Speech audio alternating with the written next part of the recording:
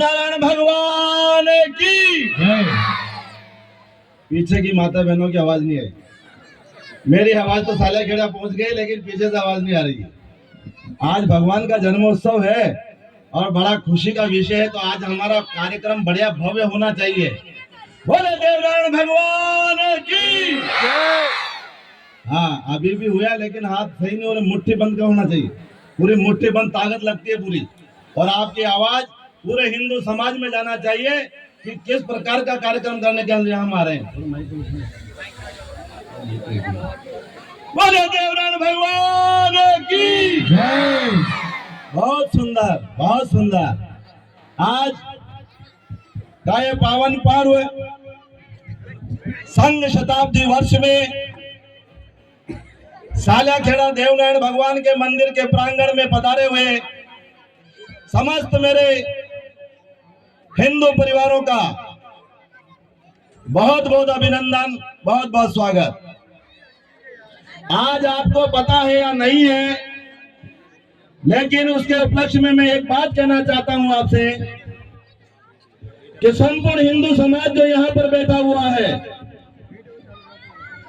आपकी देख रेख करने के लिए, आप में जागृति पैदा करने के लिए, आपको एकजुट करने के लिए, पूरे समाज को एक समरसता के सूत्र में बांधने के लिए आज से ठीक 100 साल पहले हमारी भारत भूमि पर एक महामानव जिनका नाम होता है डॉक्टर केशवराव बलिराम हेडगेवार, जिस समय इस भारत की भूमि पर हिंदू कहने में भी शर्म आती थी और लोग कहते थे कि मुझे गधा कह दो लेकिन हिंदू मत कहना, ऐसी विकट परिस्थिति में भी उस महामानव ने 5 छोटे छोटे कार्यकर्ताओं के साथ मिलकर के नागपुर की भूमि पर एक संगठन, हिंदू संगठन का निर्माण किया, और उस संगठन ने हिंदू समाज में जन जागृति पैदा करने के लिए और हम सबको एक सूत्र में पिरोने के लिए, हमारे स्वाभिमान को जगाने के लिए गांव गांव, घर घर, गली गली अलग जगाया। ऐसे उस संगठन को 100 वर्ष पूर्ण हो रहे हैं। उस संगठन का 100 वर्ष सफल हो रहे हैं। इस निमित्त आज और आप सब हम यहाँ पर विराजमान हैं। इसी संयोग में आज का दिन हमारे लिए और शुभ हो जाता है। भगवान श्री देवनारायण का, बंधु आवाज नहीं है, बंद कर दो इधर से। भगवान श्री देवनारायण का जन्मोत्सव है, तो भगवान देवनारायण इस धरती पर क्यों आए, क्या कारण था, उसकी हम चर्चा करेंगे। पहले भगवान के चरणों में उनके आरती स्वरूप 2 पंक्तियां मैं आपके सामने निवेदन करता हूं। आप सब बंधु बैठ जाए, हाथ जोड़ जाए, भगवान देवनारायण की आरती की बात करता हूं। आप सभी बैठ जाइए, कोई भी बंधु खड़ा न रहिए। यदि हम धर्म की रक्षा नहीं करेंगे तो धर्म हमारी रक्षा कैसे करेगा, इसलिए धर्म की मर्यादा हमें सीखना पड़ेगा। और आज संगठन ने आपके बीच में जो ये वैभव बनाया है, ऐसा महासंगम खड़ा किया है, तो उसका स्वरूप हमें दिखाई देना चाहिए। संजा फूली रे दिन गयो भवन में, तारी चाल रे बाड़े आई बाला देव, करुरे नारायण थारी आरती, संजा फूली रे दिन गयो भवन में, थारी चाल रे बाड़े वो आई बाला देव,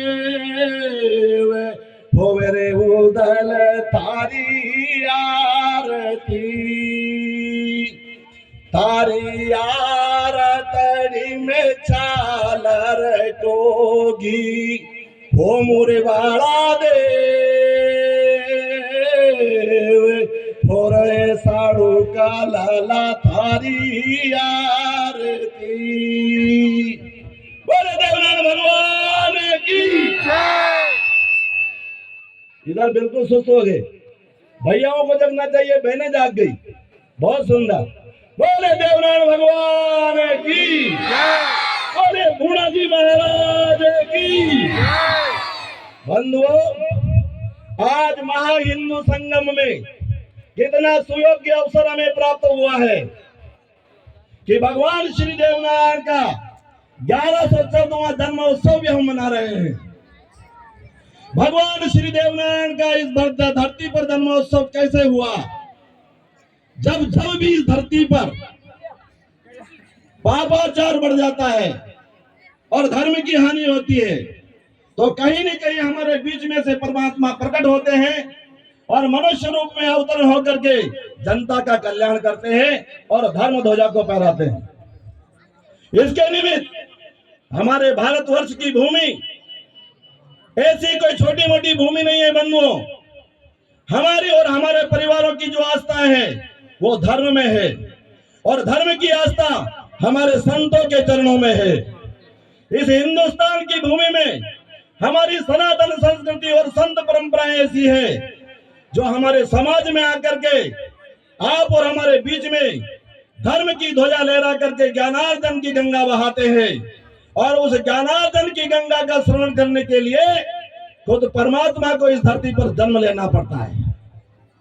खुद परमात्मा को यहाँ इस धरती पर आकर के जन्म लेना पड़ता है। हिंदुस्तान के अलावा पूरी दुनिया में कोई ऐसा देश नहीं है जहां पर कभी भगवान का प्रकाट्य बना हुआ होगा। कोई ऐसा देश नहीं है बंधुओं। तो आप और हमारा इस धरती पर जन्म लेना बहुत सार्थक है, क्योंकि ये धरती अटक से लेकर कटक तक, सिंधु से लेकर सागर तक जो वैभव फैला हुआ है, ये परमात्मा के सर्जन के द्वारा बनी हुई सृष्टि है और इसमें निवास करने वाला प्रत्येक जीव प्राणी हिंदू है। क्या है? हिंदू है। और हिंदू उस परंपरा को कहते हैं जिसमें सभी मत मतांतर के लोग रह करके, सभी जाति भाव रह करके केवल मात्र परमात्मा की आराधना करता है। और ये उनको पूरी छूट है कि वो चाहे देवनारायण जी की भक्ति करे, चाहे भैरव जी महाराज की भक्ति करे, चाहे हनुमान जी महाराज की भक्ति करे, चाहे भगवान श्री विष्णु की भक्ति करे, महादेव की भक्ति करे। ये हिंदू कहलाते हैं बंधु। क्या कहलाते हैं? हिंदू कहलाते हैं। अब इस भक्ति में भाव क्या है? इस भक्ति का भाव इस धरती से जुड़ा हुआ है। तो हम सभी को आज ये प्रण लेना चाहिए कि हमारे जीवन में परमात्मा ने हमें जीवन दिया है। इस जीवन में उस परमात्मा का धन्यवाद हमें भक्ति के माध्यम से करना है। लेकिन जिस भारत भूमि का हम अन्न खाते हैं उसको भी हम राष्ट्र माता कहते हैं, भारत माता कहते हैं। तो बंधुओं, इस भगवान देवनारायण के पावन उत्सव पर आप और हमको देव भक्ति के साथ साथ राष्ट्र भक्ति का भी हमें मान होना चाहिए। राष्ट्र भक्ति का भाव भी हमारे को होना चाहिए। हम इस पृथ्वी पर कैसे जीवन यापन कर रहे हैं? बिना प्रकृति के हम अन्न नहीं बना सकते, लेकिन बिना भूमि के हम रह भी नहीं सकते।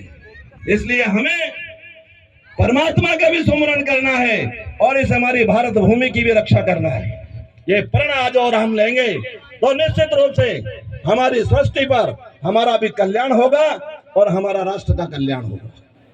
बंधुओं, कोई भी देश बिना धर्म के बन नहीं सकता और बिना धर्म के चल नहीं सकता। यदि किसी देश के भाव से अगर धर्म को हटा दिया जाए तो वो केवल जमीन का टुकड़ा रह जाता है।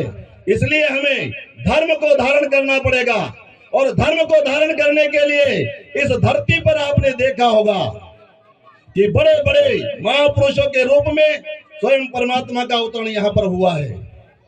त्रेता युग में भगवान श्री राम का, द्वापर युग में भगवान श्री कृष्ण का और कलयुग में कितने ही हमारे लोक देवताओं के रूप में परमात्मा का प्रकट हुआ। बाबा रामदेव के नाम से हुए हैं, देवनारायण जी के नाम से हुए हैं, भोपा जी के नाम से हुए हैं। बहुत सारे परमात्मा के रूप में आकर के इस सृष्टि पर इन सनातनियों का मार्गदर्शन करते हैं और धर्म पे चलाने के लिए हमें प्रेरणा देते हैं। बंधुओं, इस परमात्मा के वैभव रूप में जब परमात्मा ने सृष्टि का रचना की, सृष्टि को चलाने का भाव प्रकट किया, तो यहाँ पर सभी प्रकार के जीव जंतु पक्षी वनस्पति सब यहाँ पर विद्यमान है। उसके घर में, उसके दरबार में किसी प्रकार का कोई जाति भेद नहीं है। तो आप और हमारे में कौन गुजर, कौन मीणा, कौन चमार, कौन हरिजन, कौन राजपूत, कौन ब्राह्मण, कौन फला जाति का, ये भेद हमारे में कैसा होना चाहिए? जब आप और हम सब उस परमात्मा की देन है और उस परमात्मा के स्वरूप को प्रकट करने वाला इस भारत भूमि से प्रकट हुए हैं, तो हिंदू सोदरा सर्वे न हिंदू पतितो भवेत, मम दीक्षा हिंदू रक्षा, मम मंत्र समानत है।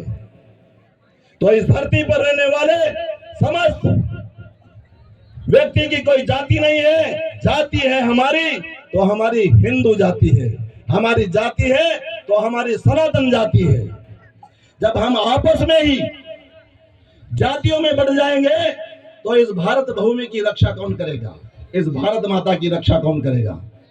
बंधुओं, ये जातियां हमारे देश पर विदेशी आक्रांताओं ने आक्रमण किए हैं।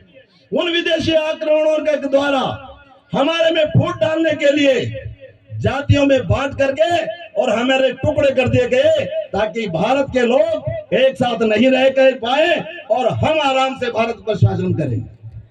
लेकिन वो जमाना गया बंधुओं।